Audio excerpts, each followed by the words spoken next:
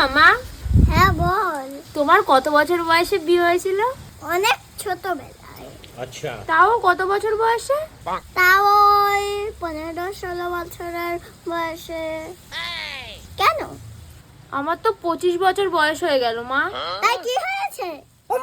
না না, আমি এমনি বলছিলাম। এমনি এমনি মা, এমনি বলছিলাম। ও মামা, হ্যাঁ বল। জানো ওই পাড়ার পিউ পালিয়ে গেছে। তাই কি হয়েছে? কি বলতে যাচ্ছিস তুই? না না, তেমন কিছু না। ওর 20 বছর বয়স, তাও পালিয়ে বিয়ে করে ফেলেছে। কি করে? তাই বলছিলাম।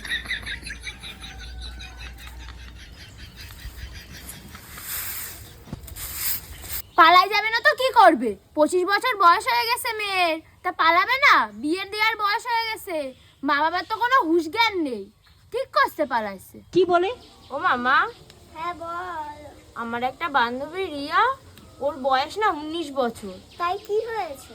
ওর মা বাবা ওর বিয়ে ঠিক করছে। কি বলছিস তুই? তাই থাক করুক গিয়ে।